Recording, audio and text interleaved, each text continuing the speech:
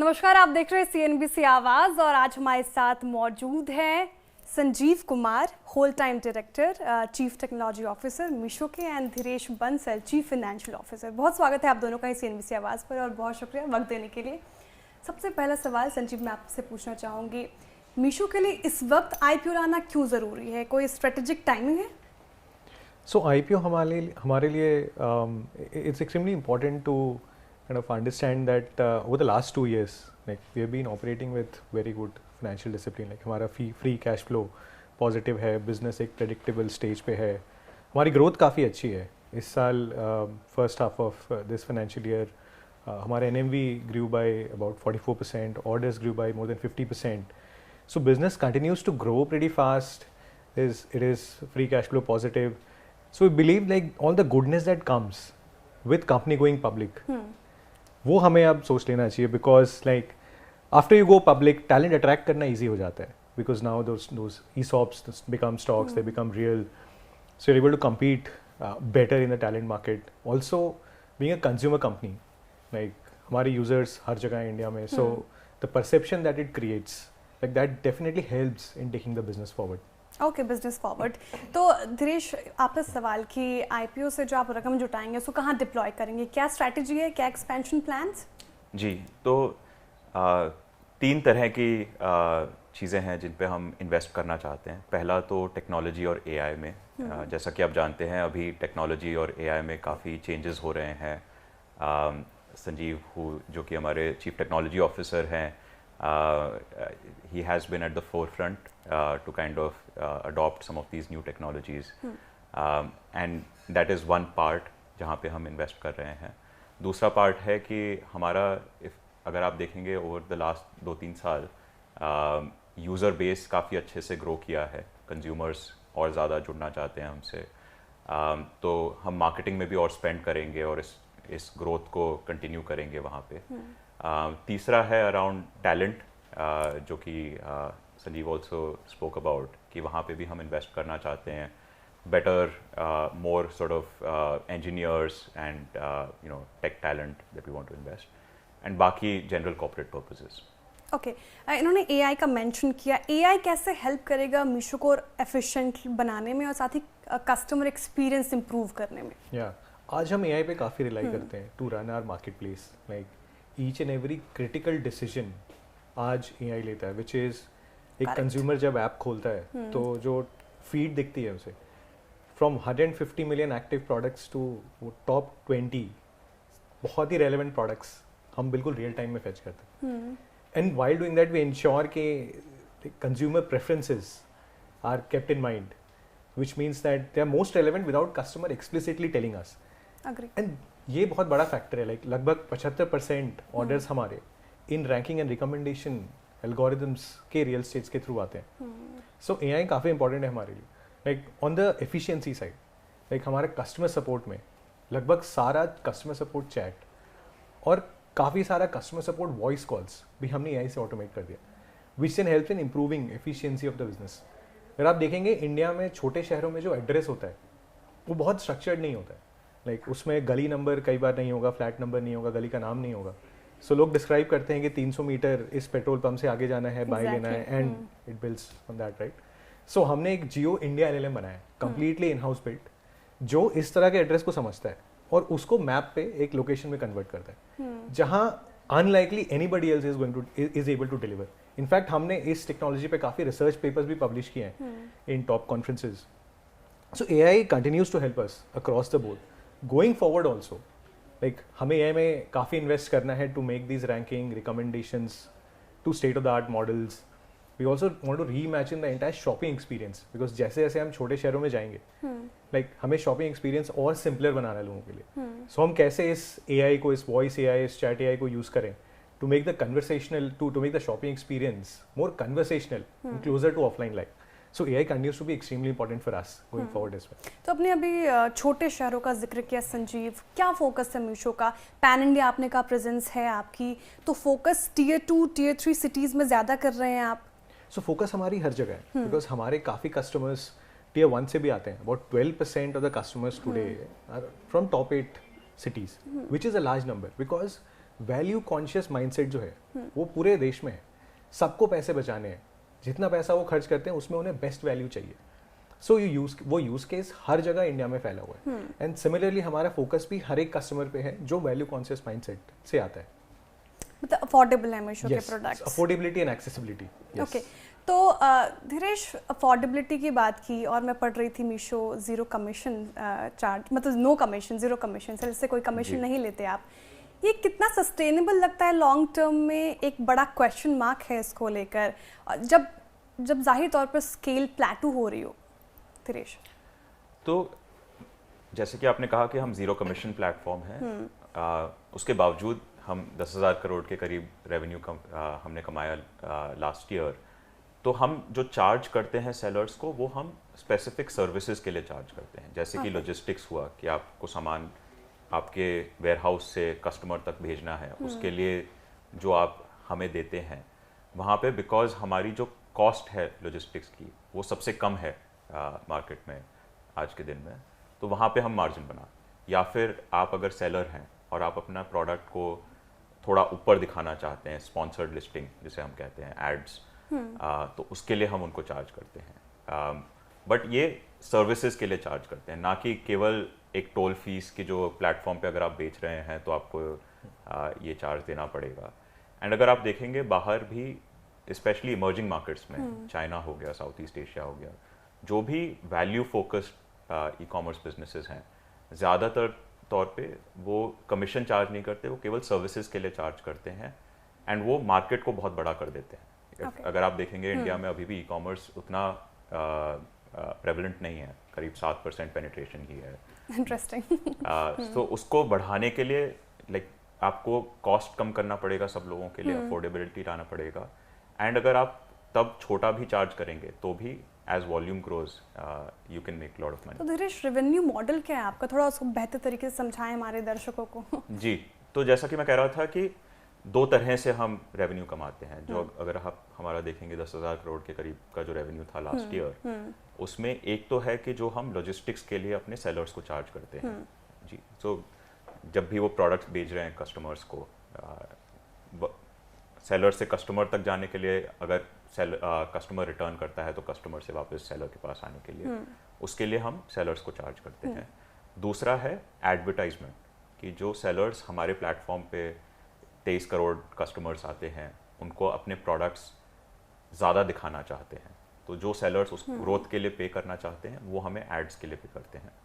तो ये दो हमारी रेवेन्यू स्ट्रीम्स हैं। तो कितना परसेंटेज अगर बताए पाएं एडवर्टीजमेंट और डेटा इनसाइट से आता है आपके रेवेन्यू में कंट्रीब्यूट करता है? सो ज़्यादातर रेवेन्यू लाइन पे लॉजिस्टिक्स से आता है, एडवर्टीजमेंट से कम आता है, पर advertisement as a product is a higher margin product. तो रेवेन्यू से उतना अंतर पता नहीं चलेगा, बट अगर आप कंट्रीब्यूशन मार्जिन में देखेंगे या फिर दूसरी मैट्रिक्स में देखेंगे तो margin is higher on advertisement, because जो आप कर रहे हैं वो बेसिकली आप अपने ऐप पे रियल एस्टेट एक तरह से दे रहे हैं, जिसकी कॉस्ट काफ़ी कम है, वर्सेस लॉजिस्टिक्स में कॉस्ट होती है क्योंकि आप प्रोडक्ट को एक जगह से दूसरी जगह भेज रहे हैं। ओके, अब अफोर्डेबल, साथ ही जीरो कमीशन, क्वालिटी कैसे मेंटेन होती है फिर प्रोडक्ट की? ये भी एक बड़ा सवाल है। अच्छा क्वेश्चन है। यहाँ भी बिकॉज ये कम्प्लीटली एसेट लाइट मॉडल है, सो हम कुछ इन्वेंट्री नहीं रखते हैं, it's a zero inventory pure market place. So the only way आप क्वालिटी कंट्रोल करेंगे is through algorithms, which is हम डेटा पे काफ़ी रिलाई करते हैं। सो जब भी एक सेलर नया प्रोडक्ट लॉन्च करता है, हम उस प्रोडक्ट को कुछ लोगों को दिखाते हैं, and then we look at the performance of that product, ratings, reviews, return percentages and bunch of other factors. उसके बाद वी ऑल्सो अंडरस्टैंड हर एक कंज्यूमर की क्वालिटी प्रेफरेंस क्या है। So basis whatever that consumer has done हमारे app पे, किस type के प्रोडक्ट्स उन्होंने खरीदा है, रिटर्न किया नहीं किया है, हमारे पास उनके एक क्वालिटी बेंचमार्क है। सो जो मैं आपको बता रहा था कि रियल टाइम में जब एक कंज्यूमर आता है, हम 15 करोड़ प्रोडक्ट से जो 20 प्रोडक्ट दिखाते हैं, उसमें हम सिर्फ रेलेवेंस इंश्योर नहीं करते हैं, बट हम क्वालिटी भी इंश्योर करते हैं कि all of those 20 products clear the quality benchmark, कि अगर इस कंज्यूमर का ये बेंचमार्क है and this is personalised for everyone. So we rely heavily on data and AI इस प्रॉब्लम को सॉल्व करने के लिए, बिकॉज अगर आप खुद जाके टेस्ट करेंगे एंड चेक करेंगे तो वो स्केलेबल नहीं है। अभी धीरेश ने मेंशन किया कि लॉजिस्टिक्स भी कम है काफ़ी, वहाँ पर भी आप कॉस्ट कट करते हैं, तो ये कैसे होता है, थोड़ा लॉजिस्टिक्स सप्लाई चेन समझाएं। सो हमने वेल्मो बिल्ड किया है, लाइक 3 साल पहले हमने वेल्मो लॉन्च किया था। एंड वेल्मो इन अ वे आपने खुद बिल्ड किया हुआ है वेल्मो? यस, हमने खुद बिल्ड किया, but again it's a platform, completely asset light, we don't own, हमारा कोई वेयरहाउस नहीं है, हमारा कोई ट्रक्स नहीं है, हमारे कोई अपने डिलीवरी बॉयज नहीं है। ये एक टेक्नोलॉजी, थ्रू टेक्नोलॉजी हमने बहुत सारे independent delivery partners, trucking companies, warehousing companies को लिंक कर दिया।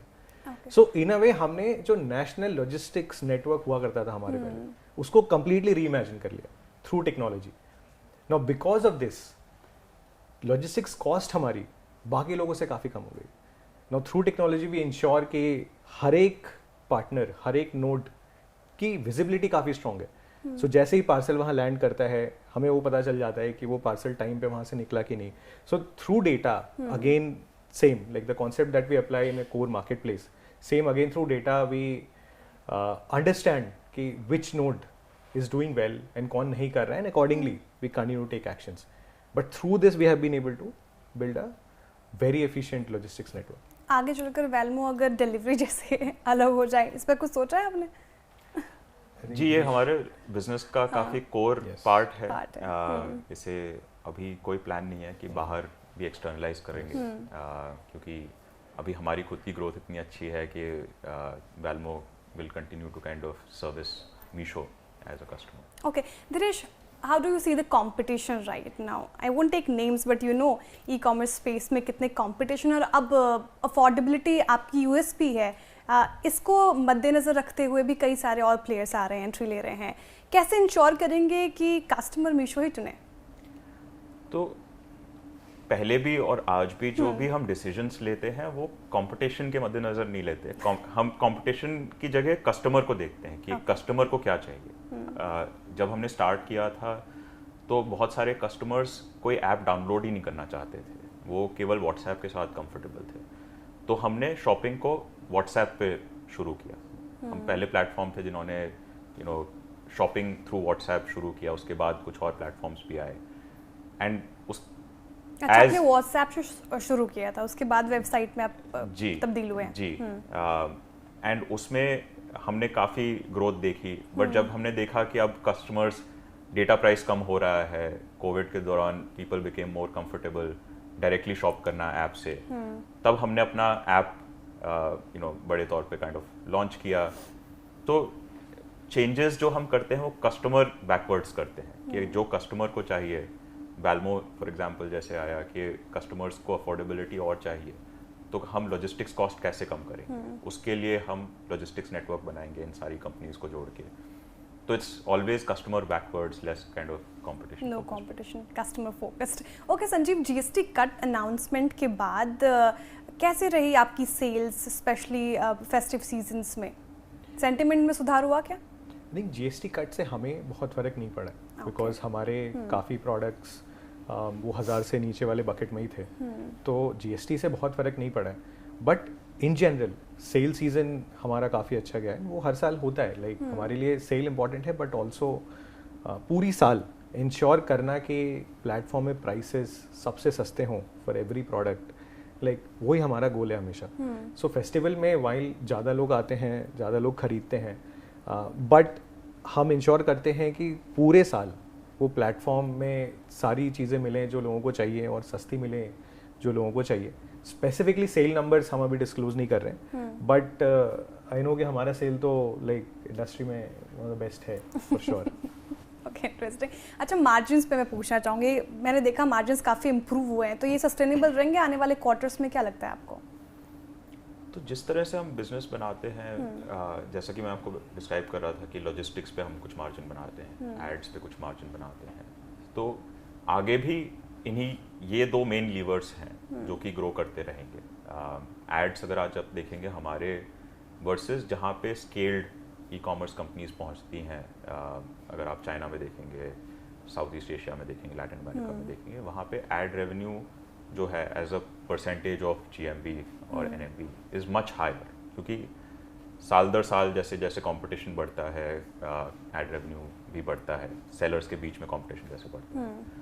तो वो सब हमारे केस में भी प्ले आउट होगा, ऐसा हमारी एक्सपेक्टेशन है। अच्छा, मीशो सिर्फ अभी पैन इंडिया ही डिलीवर कर रही है, बाहर जी। जाने का कोई एक्सपेंशन प्लान है क्या आपका? हमें लगता है कि इंडिया में ही काफ़ी अपॉर्चुनिटीज़ हैं। अगर आप व्हाट्सएप यूज़र बेस देखेंगे तो रफली 800 मिलियन एंड हमारा अभी लास्ट 12 महीने में annual transacting user base 234 million था। तो काफ़ी बड़ा हेडरूम है इंडिया में ही ग्रो करने का। एंड जो कस्टमर्स हमारे साथ हैं ऑलरेडी, उनकी ट्रांजैक्शन फ्रीक्वेंसी भी धीरे धीरे बढ़ती जा रही है। सो ये दोनों कंट्रीब्यूटर्स हैं। तो हमें लगता है कि इंडिया में ही बहुत बड़ी अपॉर्चुनिटी है, तो यहीं पे फोकस करना सही है बिजनेस के लिए। ओके, प्रॉफिटेबिलिटी कैसी है अभी? एबिटा पॉजिटिव होने का सोच रहे हैं फाइनेंशियल ईयर 27 तक? तो अगर आप हमारे बिजनेस में देखेंगे, एंड हमने DRHP और RHP में भी बात किया है, फ्री कैश फ्लो पे काफ़ी फोकस है। फ्री कैश फ्लो अगर आप देखेंगे वैल्यूएशन के हिसाब से भी, तो जो वैल्यूएशन होता है किसी कंपनी का वो फ्री कैश फ्लो के बेसिस पे ही होता है। EBITDA तो उसका प्रॉक्सी ही था एक तरह से। लास्ट 2 साल से हम फ्री कैश फ्लो पॉजिटिव रहे हैं। लास्ट ईयर अगर आप देखेंगे FY25 में हमारा free cash flow including interest income करीब 1000 करोड़ का था, और अगर इंटरेस्ट इनकम हटा देंगे तो करीब 600 करोड़ का था। तो we have been able to build out the business in a way where हम कैश जनरेट कर रहे हैं वर्सेस कंज्यूम करने के। एंड वही फोकस रहेगा, जैसे जैसे हम ग्रो करेंगे फ्री कैश फ्लो को भी ग्रो करेंगे आगे भी जाके। Okay, all the best for that. अच्छा, सिर्फ फोकस मीशो का अभी ई कॉमर्स पर ही है कि कोई नई कैटेगरी सेगमेंट पर भी आप फोकस कर रहे हैं? सो हमारा प्लेटफॉर्म काफ़ी हॉरिजॉन्टल है। तो जो भी हमारे कस्टमर्स को चाहिए, लाइक हमारे पास सेलर्स आते हैं और वो सामान बेचते हैं। सो आज भी फॉर एग्जांपल लास्ट 2 साल में होम एंड किचन एक काफ़ी जल्दी ग्रो किया है। लाइक पहले वो 10% था प्लेटफॉर्म का, आज वो 18% है। सो ऐसे ये नेचुरली इवॉल्विंग बिहेवियर है कि जैसे जैसे कस्टमर्स की नीड बढ़ती जाती है, हमारे सेलर्स आते हैं और वो डिफरेंट टाइप्स के प्रोडक्ट्स लिस्ट करते हैं। सेकेंड फैक्टर वो भी है कि जैसे जैसे हम इनोवेट करते जाते हैं एंड इसको बिल्कुल लोएस्ट कॉस्ट और डिस्ट्रीब्यूशन चैनल बनाते हैं। लाइक लॉजिस्टिक्स कॉस्ट हमारा काफ़ी कम हुआ है ओवर लास्ट 2 ईयर्स।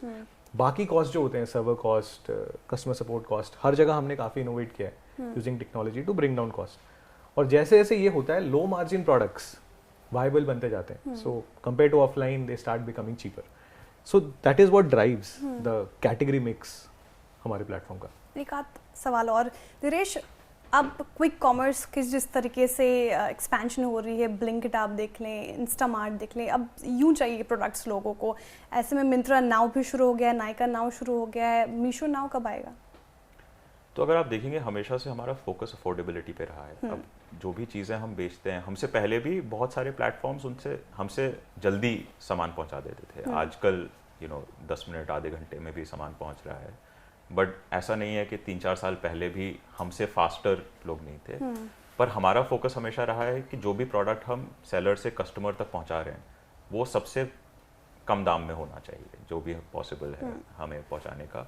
एंड वहीं पे हम फोकस करेंगे। अगर आप इंडिया को देखेंगे, ज़्यादातर लोग इंडिया में फोकस्ड हैं कि किस तरह से वो अपने लिमिटेड बजट में ज़्यादा से ज़्यादा एस्पिरेशंस को फुलफिल कर पाएँ। तो वो हमारा एम है। अगर quick commerce will also grow, value focused will also grow, because अभी भी अगर आप देखेंगे ई कॉमर्स तो बहुत छोटा है मार्केट में। तो यही फोकस रहेगा हमारा अफोर्डेबिलिटी पे। Okay, congratulation Sanjeev and Dhiresh, और all the very best for your IPO launch. Thank you so much for joining us. Thank you for your time. Thank you for having us. Thank you.